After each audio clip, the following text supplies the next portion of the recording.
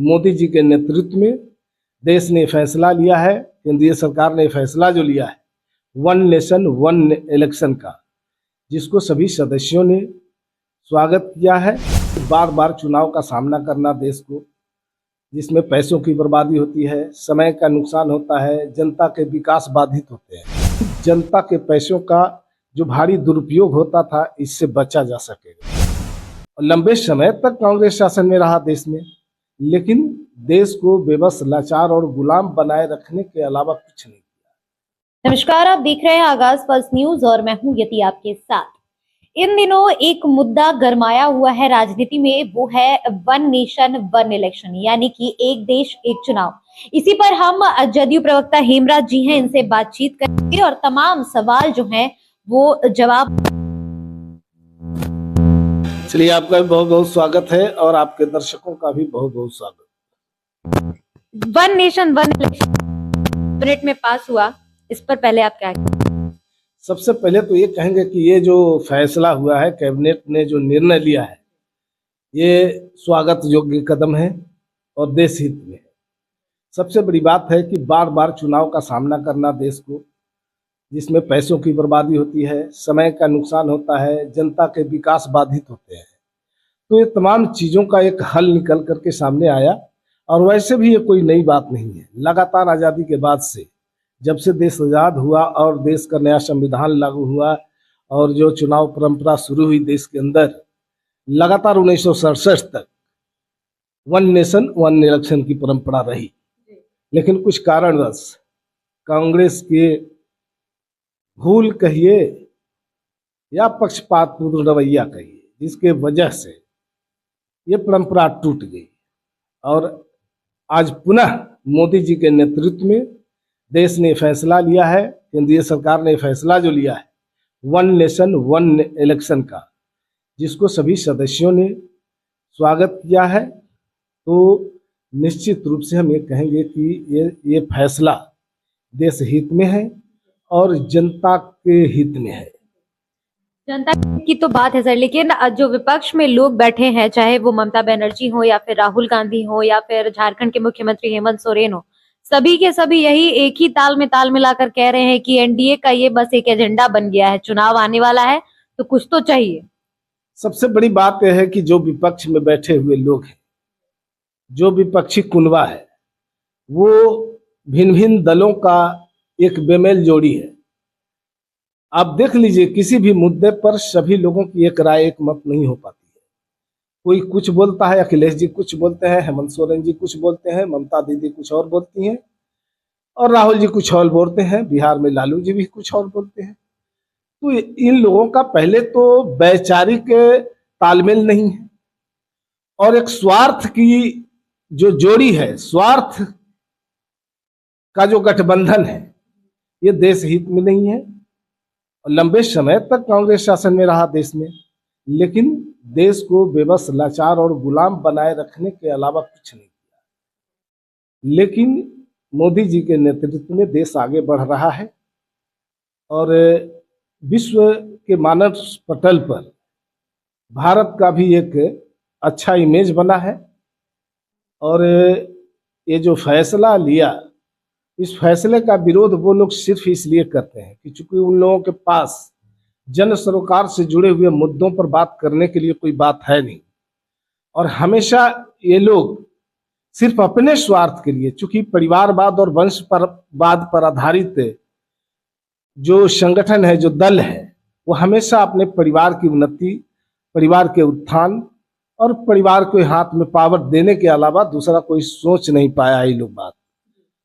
लेकिन अब देश हित में बात हो रही है तो इन लोगों को पेट में दर्द हो रहा है, क्योंकि जनता के पैसों का जो भारी दुरुपयोग होता था, इससे बचा जा सकेगा। समय की बर्बादी जो होती थी, वो उससे बचेंगे। और ये चुनाव के कारण बार बार जो जनता का जो विकास है, देश में जो विकास की गति जो चल रही होती है, उसमें बाधा पहुंचता है। तो ये तमाम चीजों से मुक्ति मिलने जा रही है। अभी पारित ये होगा, ठीक है, कैबिनेट में मंजूरी मिल गई है, लेकिन अब भारत जैसे अभी आबादी इतनी है पहले तो कम थी आबादी, तो पहले के समय की जब आपने जिक्र किया हो जाता था, लेकिन अभी के समय में अगर चुनाव होगा तो आपको लगता है कि ये 100% सक्सेस रेट के साथ आएगा? निश्चित रूप से अभी तो मंत्रिमंडल में फैसला लिया गया है। मंत्रिमंडल के बाद जो इसको सदन में आना है और सदन में भी ये पास होगा, क्योंकि ये देश हित का फैसला है और ये कोई चुनौती नहीं। थोड़ा शुरुआती दौर में जो क्रम टूट गया है, शुरुआती दौर में थोड़ी सी परेशानी हो सकती है, लेकिन जब इस परंपरा की शुरुआत हो जाएगी और परंपरा का जब निर्वहन शुरू हो जाएगा तो जनता भी इसके पक्ष में खुलेआम बोलेगी और महसूस करेगी।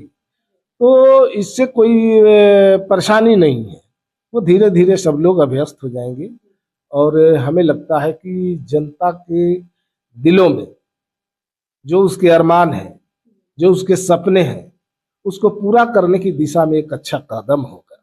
अभी आपने जिक्र किया सर कि अभी विपक्ष इस पर लगातार सवाल खड़े कर रही है। इंडिया गठबंधन की तरफ से, जैसे कि मैंने आपसे सवाल किया, कि उनके तरफ से भी ये बातें सामने आ रही हैं कि ये बस एक एजेंडा है। तो कहीं ना कहीं जो इंडिया गठबंधन बनकर तैयार हुआ, उनके सूत्रधार नीतीश कुमार ही थे। देखिए, बाबा साहब डॉक्टर भीमराव अंबेडकर, जिसने इस देश के संविधान की रचना की और ये भारत का संविधान पूरे दुनिया में सभी देशों से अच्छा संविधान है, बड़ा संविधान, बात इसमें समाहित की गई है। और हमारी पार्टी के आदरणीय नेता, हमारी पार्टी के राष्ट्रीय अध्यक्ष और बिहार के आदरणीय माननीय मुख्यमंत्री श्री नीतीश कुमार जी इस देश के संविधान में विश्वास करते हैं, भरोसा करते हैं और इस देश हम लोगों का मानना है कि देश का जो संविधान है हमारे लिए गीता, कुरान, बाइबल की तरह पवित्र ग्रंथ है और हम इसके नियमों का पालन करते हैं, संविधान सम्मत कार्य करते हैं।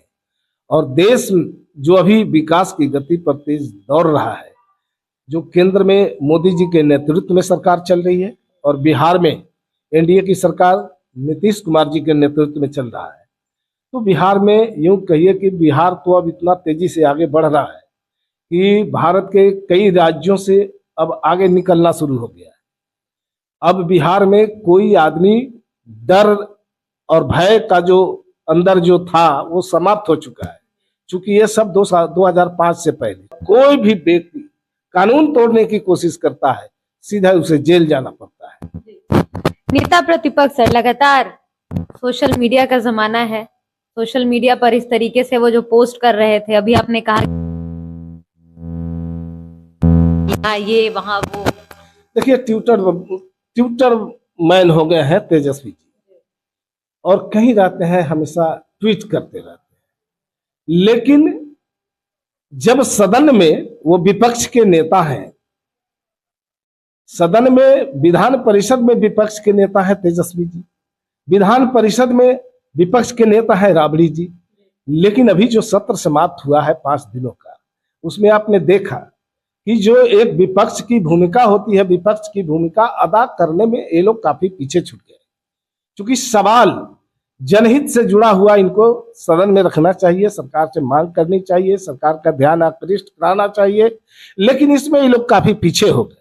सत्ता पक्ष के विधायकों ने ही ज्यादातर सवाल खड़ा किया, जन सरोकार से जुड़े हुए सवाल खड़ा किए और उस पर सरकार ने सकारात्मक पहल भी किया है, उस पर अच्छा काम भी हो रहा है, लेकिन ये लोग फेल हो गए। दरअसल जनता इन्हें सत्ता के लायक तो समझती नहीं, कम से कम विपक्ष के लायक समझा तो विपक्ष में बैठाने का काम किया, लेकिन जो इन लोगों का रवैया है ये विपक्ष के भी लायक नहीं है, ये जनता समझ रही है। और आगे आने वाला 2025 का जो चुनाव है, जो एनडीए ने ऐलान कर दिया है कि 2025 का चुनाव नीतीश कुमार जी के नेतृत्व में लड़ा जाएगा और 225 से ज्यादा सीट जीतने का लक्ष्य है हमारा, और इसको हम लोग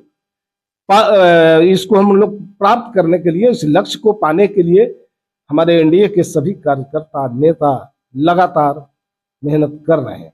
धन्यवाद। देखिए, इलेक्शन का हो या फिर तमाम, हमने पूछा हेमराज राम जी से और तमाम सवालों के जवाब इन्होंने दिए। वन नेशन वन इलेक्शन का मुद्दा है, यानी कि एक देश एक चुनाव, वो कितना सही और कितना गलत है, आप हमारे कमेंट सेक्शन में जरूर बताइएगा। फिलहाल इस खबर में इतना ही, धन्यवाद।